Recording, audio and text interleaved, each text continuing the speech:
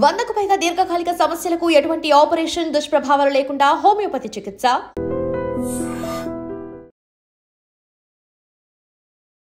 Welcome to iDream media. So జనరల్గా sugar patients rice తినకూడదు, తింటే షుగర్ లెవెల్స్ పెరుగుతాయి ఇలా చెప్తూ ఉంటారు. అయితే షుగర్ పేషెంట్స్ బ్లాక్ రైస్ తీసుకోవచ్చా? బ్లాక్ రైస్ తీసుకుంటే షుగర్ని కంట్రోల్ చేసుకోవచ్చా, తగ్గించుకోవచ్చా?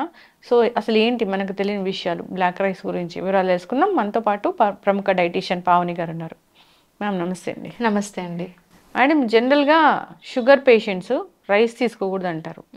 రైస్ తీసుకుంటే షుగర్ లెవెల్స్ వెంటనే పెరిగిపోతాయా? అవును, రైస్ తీసుకుంటే సింపుల్ కార్బ్స్ కదండి, బ్లడ్ షుగర్ లెవెల్స్ని స్పైక్ చేసేస్తుంది ఖచ్చితంగా. ఓకే, ఇప్పుడు దాని బదులుగా చాలా మిల్లెట్స్ వచ్చాయి, మిల్లెట్స్ తీసుకుంటూ ఉన్నారు. అంటే మిల్లెట్స్ తీసుకుంటే ఓకేనా? రైస్ తినాలని క్రేవింగ్స్ ఉన్న వాళ్ళు ఈ బ్లాక్ రైస్ని ట్రై చేయొచ్చా? బ్లాక్ రైస్ని ఖచ్చితంగా ట్రై చేయొచ్చు. బ్లాక్ రైస్ తీసుకోవడం వల్ల కొన్ని హెల్త్ బెనిఫిట్స్ ఉన్నాయి. కంపారిజన్ చేసుకుంటే వైట్ రైస్ కంటే బ్లాక్ రైసే టాప్ ప్లేస్లో ఉందండి. ఎందుకంటే ఇందులో ఫైబర్ ఉండడం వల్ల, ఇందులో మెయిన్గా గ్లైసమిక్ ఇండెక్స్ తక్కువ ఉంటుంది. గ్లైసమిక్ ఇండెక్స్ తక్కువ ఉండడం వల్ల బ్లడ్ షుగర్ లెవెల్స్ కంట్రోల్లో ఉంటాయి. ఇన్సులిన్ ఇమీడియట్గా బ్లడ్ షుగర్ లెవెల్స్ స్పైక్ అనేది జరగదు. సెకండ్ వచ్చేసి ఇందులో ఫైబర్ ఉంటుంది, ప్రాపర్ డైజెషన్కి హెల్ప్ అవుతుంది, గట్ హెల్త్కి కూడా బాగుంటుంది. డైజెషన్కి హెల్ప్ అవుతుంది బ్లాక్ రైస్లో ఫైబర్ ఉండడం వల్ల. మెయిన్గా యాక్చువల్గా బ్లాక్ రైస్లో యాంటీ ఆక్సిడెంట్స్ ఎక్కువ ఉంటాయండి. ఇందులో యాంథోసైనిన్స్ అని ఉంటాయి. మనకు బ్లూబెర్రీస్, బ్లాక్బెర్రీస్లో దొరుకుతుంది. ఈ యాంథోసైనిన్స్ వచ్చేసి యాంటీ ఆక్సిడెంట్స్, మన బాడీలో ఇన్ఫ్లమేషన్, డయాబెటీస్ వాళ్ళకి ఏదైనా దెబ్బ తాకినా కూడా ఇన్ఫ్లమేషన్ వల్ల తగ్గదు తొందరగా. సో ఇన్ఫ్లమేషన్ని తగ్గిస్తుంది. యాంటీ ఆక్సిడెంట్స్ ప్రాపర్టీస్ ఉంటాయి కాబట్టి మనకు ఆక్సిడేటివ్ స్ట్రెస్ని తగ్గిస్తుంది అనమాట. మెయిన్గా ఇంకోటి ఏంటంటే ఈ బ్లడ్ షుగర్ లెవెల్స్ స్పైక్ అవ్వకుండా జరుగుతుంది. ఫైబర్ ఉంటుంది కాబట్టి హార్ట్ హెల్త్కి కూడా మంచిది, బ్యాడ్ కొలెస్ట్రాల్ని తగ్గిస్తుంది.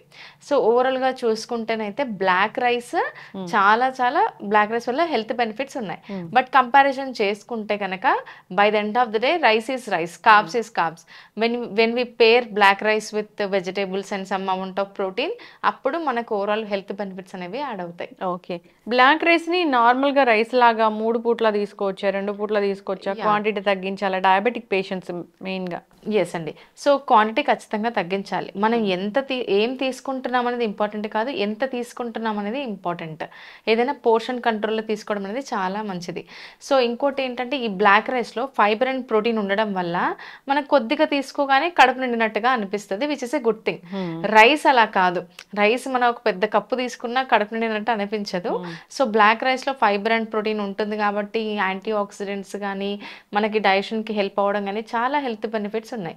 బట్ ఒక కప్పు రైస్ తీసుకొని దాంతోపాటు వెజిటేబుల్స్ని ఎక్కువ తీసుకొని అట్ ద సేమ్ టైం ప్రోటీన్ని యాడ్ చేస్తేనే మనకు బెనిఫిట్స్ అందుతాయి.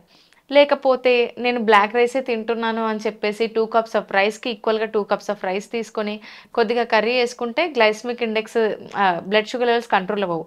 By the end of the day carbohydrates అంటే కార్బోహైడ్రేట్సే ఖచ్చితంగా స్పైక్ అవుతాయి. మేక్ షూర్ మనకు దానిలో ఉన్న బెనిఫిట్స్ అందాలి అంటే ఒక కప్పు రైస్ పెట్టుకొని వెజిటేబుల్స్, పప్పు, ఏదైనా ఒక ప్రోటీన్ పేర్ చేసుకొని తీసుకుంటే మంచిది. And portion control is very important. Okay, అంటే ఇప్పుడు డయాబెటీస్ ఉన్న వాళ్ళు ఫుడ్ తీసుకోవాలి అంటే ఎప్పుడైనా కానీ ఒక కొలత ప్రకారం మాత్రమే తీసుకోవాలా? 1 కప్పు రైస్, 2 కప్పుల వెజిటబుల్స్ ఇట్లా తీసుకోవాలా? ఇంకెట్లా తీసుకోవాలి? By the end of the day చూడండి, మనము డయాబెటీస్ని కంట్రోల్ చేయాలన్నా, ఏ లైఫ్ స్టైల్ డిజార్డర్ని కంట్రోల్ చేయాలన్నా క్వాంటిఫైడ్ న్యూట్రిషన్ అనేది చాలా ఇంపార్టెంట్. సో మనం ఏ ఫుడ్ తీసుకున్నా కూడా కంట్రోల్డ్గా పోర్షన్ కంట్రోల్లో తీసుకుంటే బ్లడ్ షుగర్ లెవెల్స్ స్పైక్ అవ్వకుండా ఉంటాయి. లేదు, మనం సౌత్ ఇండియన్స్ ఏంటంటే మార్నింగ్ ఇడ్లీ దోశలు, మధ్యాహ్నం రైస్, నైట్ చపాతీస్ అన్న మైండ్ సెట్లో ఉంటారు. ఈవెన్ ఒక కప్పు రైస్లో ఎన్ని క్యాలరీస్ ఉంటాయో ఈవెన్ ఒక కప్పు చపాతీ పిండిలో కూడా అన్ని క్యాలరీస్ ఉంటాయి. సో చపాతీ, ఒక కప్పు రైస్కి బదులుగా 4-5 చపాతీలు తింటానంటే షుగర్ లెవెల్స్ ఏం కంట్రోల్ అవ్వండి. సో కార్బ్స్ని కంట్రోల్ చేస్తూ మీరు అన్నట్టుగా వెజిటేబుల్స్ ఎక్కువ తీసుకొని ప్రోటీన్ని పేర్ చేస్తేనే మనకు బ్లడ్ షుగర్ లెవెల్స్ కంట్రోల్ అవుతాయి. ఇలా చాలా మంది ప్రీ డయాబెటిక్ స్టేజ్లో ఉన్న వాళ్ళు ఈ క్వాంటిఫైడ్ న్యూట్రిషన్ ఫాలో అయ్యి డయాబెటీస్ని రివర్స్ కూడా చేసుకోవచ్చు. ఓకే, రివర్స్ అంటే మొత్తం తగ్గించుకోవచ్చు? మొత్తం తగ్గించుకోవచ్చు. ఎట్లా? సో చాలా మంది క్లయింట్స్ ఉన్నారు మా క్లయింట్స్ ప్రీ డయాబెటిక్ స్టేజ్, అంటే మెడిసిన్ స్టార్ట్ చేయకముందు ఫస్ట్ టైం డయాగ్నోజ్ అయినప్పుడు HbA1c చేస్తారండి. HbA1c 3 months average sugar level test. అందులో HbA1c వాల్యూ వచ్చేసి 8-7 ఉన్నా కూడా దే కెన్ రివర్స్ ఇట్. ఎందుకంటే ఇది లైఫ్ స్టైల్ డిజార్డర్, మన లైఫ్ స్టైల్ సెట్ చేసుకుంటే సరిపోతుంది. సో వాళ్ళు రివర్స్ చేసుకొని ఖచ్చితంగా హెల్దీ లైఫ్ స్టైల్ మెయింటైన్ చేస్తూ by the end of the day diabetes రాకుండా మెడికేషన్ యూస్ చేయకుండా హెల్దీ లైఫ్ స్టైల్ మెయింటైన్ చేస్తూ బ్యాలెన్స్ చేసుకోవచ్చు. ఖచ్చితంగా డయాబెటీస్ కెన్ బి రివర్సిబుల్ అండి. ఓకే, ఇప్పుడు డయాబెటీస్ ఉన్న వాళ్ళు తెలియక తినే పదార్థాలు ఏంటి, దానివల్ల షుగర్లు పెరగడం ఉంటుంది కదా, అది తెలియక మన లైఫ్ స్టైల్లో సౌత్ ఇండియన్స్ అయితే తీసుకునే పదార్థాలు ప్రాసెస్డ్ అండ్ ప్యాకేజ్డ్ ఫుడ్ అనమాట. సో మనం ఎక్కువ దానికే ఈజీ థింగ్స్కి అలవాటు పడిపోతూ ఉంటాము. అంటే like packaged and processed food అయితే ఖచ్చితంగా మన బాడీని ఎఫెక్ట్ చేస్తుంది. ఇంకోటి ఏంటంటే మనము క్రేవింగ్స్, రైస్ తినకుండా ఉండలేమండి. 2 days ఉంటామేమో కానీ 3rd day ఖచ్చితంగా రైస్ మీద క్రేవింగ్స్ వచ్చేస్తాయి. సో ఇంకోటి ఏంటంటే ఈ రైస్ క్వాంటిటీ ఎక్కువ ఉంటుంది. ఇది తెలియకుండా నేను తినేస్తున్నాను కదా, నేను ఏం తినట్లేదు, బయట ఫుడ్ మొత్తానికి తినట్లేదు, ఇంట్లో ఉన్న ఫుడ్డే తింటున్నాను, అయినా నాకు డయాబెటీస్ వచ్చిందని కొంతమంది అనుకుంటూ ఉంటారు. ఇంట్లో కూడా మన కార్బోహైడ్రేట్ ఫుడ్సే ఉంటాయి. సో రైస్ అయినా చపాతీ అయినా ఏదైనా ఎప్పుడు మరి ఇది ఓవర్కమ్ చేయొచ్చు అంటే, సపోజ్ చపాతీ తీసుకుంటున్నారు అనుకోండి, అందులో సోయా చంక్స్ ఫ్లోర్ యాడ్ చేసేసి దాంతో చపాతీ చేయడం వల్ల ప్రోటీన్ యాడ్ అవుతుంది కాబట్టి షుగర్ లెవెల్స్ స్పైక్ అవ్వదు, ఈవెన్ డయాబెటీస్ వచ్చే ఛాన్సెస్ ఉండవు. ఎప్పుడైనా కార్బ్స్ని తగ్గించుకుంటూ మెయింటైన్ చేయాలి. మనకు తెలియకుండా తీసుకునేది మెయిన్గా కార్బోహైడ్రేట్స్. సెకండ్ వచ్చేసి స్వీట్స్. ఇంతకుముందు ఏంటంటే ఫంక్షన్స్ అప్పుడు మన తాత వాళ్ళ టైంలో కానీ ఎప్పుడైనా ఇంట్లో శుభకార్యం అయితేనే స్వీట్ చేసేవాళ్ళు. ఇప్పుడు ఏమవుతుందంటే ఎప్పుడు ఇష్టం వచ్చినప్పుడల్లా స్వీట్స్, ఐస్ క్రీమ్స్ ఆర్డర్ పెట్టేసుకుంటే వచ్చేస్తాయి. ఎక్కడైనా సరే వీధి వీధికి స్వీట్ షాప్స్ ఉన్నాయి, మనం ఇష్టం వచ్చినట్టుగా ఇవి ఇంటేక్ చేస్తూనే ఉంటాం. సో ఇది ఒకటి. ఇంకోటి హోమ్ మేడ్ అని చెప్పేసి చాలా మనకు అదైపోతుంది. సపోజ్ బయట కేక్స్ చాలా అసలు మంచిది కాదు, హోమ్ మేడ్ కేక్స్ మంచిదని చెప్పేసి ఇంట్లో కూడా కేక్స్ తీసుకుంటూ ఉంటాం. హోమ్ మేడ్ కేక్లో కూడా జాగరీ అయితే యాడ్ చేస్తారు కదండి, ఈవెన్ షుగర్ యాడ్ చేయకున్నా కూడా అది కూడా ఇండైరెక్ట్గా షుగరే కదా. సో షుగర్ ఎక్కువ తీసుకోవడం వల్ల ఇండైరెక్ట్ షుగర్ అనమాట. అంటే ప్రాసెస్డ్ ఫుడ్లో కూడా మనకు షుగర్ అనేది యాడ్ చేస్తారు. ఇప్పుడు టొమాటో కెచప్ ఉంది, అది టొమాటో కెచప్ అంటారు, అందులో షుగర్ కంటెంట్ ఉంటుంది, 2 months సాల్ట్ కంటెంట్ ఉంటుంది. And packaged food, suppose readymade noodles కానీ కంప్లీట్గా కార్బోహైడ్రేట్స్, కంప్లీట్ మైదా.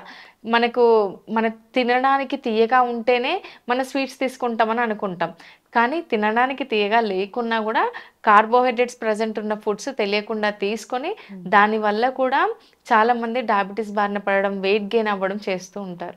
ఎస్, ఖచ్చితంగా అండి, చాలా చక్కగా చెప్పారు. అంటే డయాబెటీస్ ఉన్న వాళ్ళు రైస్ తీసుకునే విషయంలో జాగ్రత్తగా ఉండాలి. ఎప్పుడైనా కానీ రైస్ తినాలి అనే క్రేవింగ్ ఉంది, అసలు తగ్గించుకోలేకపోతున్నాం అన్నప్పుడు బ్లాక్ రైస్ని వాళ్ళు ట్రై చేయొచ్చు. ఏ రైస్ అయినా కానీ రైసే, కార్బోహైడ్రేటే కాబట్టి క్వాంటిటీ అనేది ఖచ్చితంగా చెక్ చేసుకొని తీసుకుంటూ ఉండాలి. డయాబెటీస్ రివర్స్ చేసుకోవచ్చు. మీ దగ్గర రకరకాల ప్యాకేజెస్ ఉన్నాయి, మంచి మంచి డైట్స్ ఉన్నాయి, ఒకసారి ఫాలో అవ్వాలని కోరుకుందాం. చాలా చక్కటి ఇన్ఫర్మేషన్, ధన్యవాదాలు. థ్యాంక్ యూ అండి. And for more videos, Please subscribe to iDream. Please subscribe to iDream. Please subscribe iDream. And please subscribe to iDream. For more videos, subscribe to iDream. please like, share and subscribe to the channel. Congratulations, iDream. Subscribe to iDream.